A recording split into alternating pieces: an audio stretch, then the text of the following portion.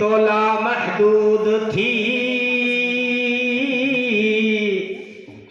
پوچھو یہ سامنے والے سو رہے ہیں, عجیب بات ہے.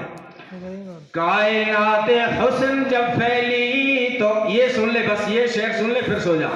کائنات حسن جب پھیلی تو لامحدود تھی. کائنات حسن جب پھیلی تو لامحدود تھی. اور جب سمٹی تو تیرا نام ہو کر رہ گئی.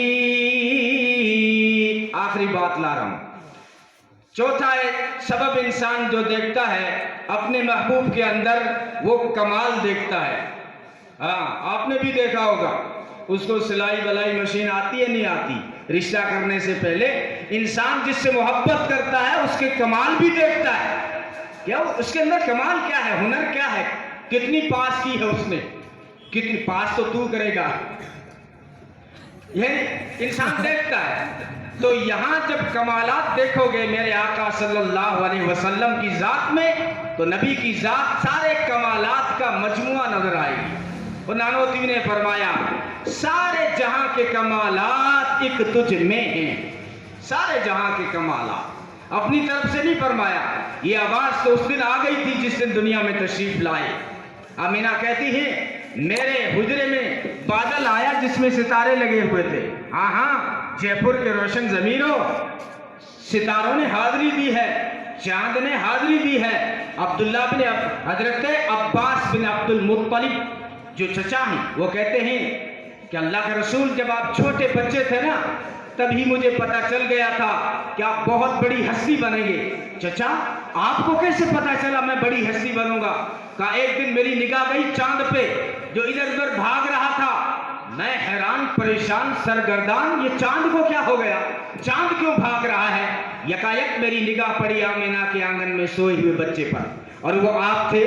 آپ کھیلتے ہوئے ہاتھ یوں کرتے چاند لپک کے ادھر آ جاتا. آپ کھیلتے ہوئے ہاتھ یوں کرتے چاند لپک کے ادھر آ جاتا. نبی نے فرمایا ہاں چچا, چاند مجھے لوریاں دیتا تھا, رونے نہیں دیتا تھا. حلیمہ کہتی ہے دودھ پلانے کے زمانے میں میرے آقا کو سلا کر جو اپنے کام کاج میں لگی رہتی تھی اور جھولا اپنے آپ جھولتا رہتا تھا, سارا دن جھولا اپنے آپ جھولتا رہتا تھا. علماء نے لکھا ہے جھولا اپنے آپ نہیں جھولتا تھا, خدا کے فرشتے آ کر جھولا جھولتے تھے. تو آمینہ کہتی ہے وہ جو بدلی میرے کمرے کے اندر آئی, اس بدلی نے کچھ لمحوں کے لیے میرے بچے کو غائب کر دیا.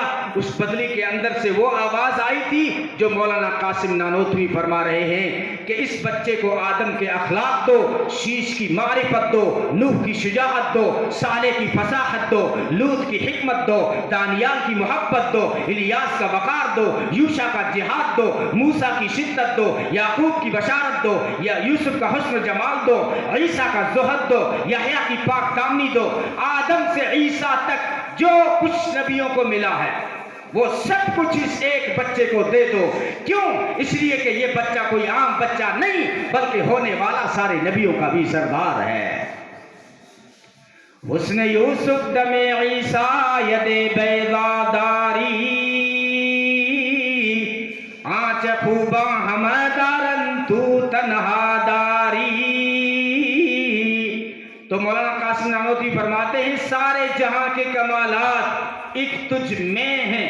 ایک پڑوس کے نوجوان عالم ہیں, انہوں نے ترمیم کر لی ہے, آپ سب جانتے ہیں اس نے ترمیم کر لی ہے. وہ کہتا ہے سارے جہاں کے کمالات ایک تجھ سے ہیں, یعنی جس کو بھی جو ملا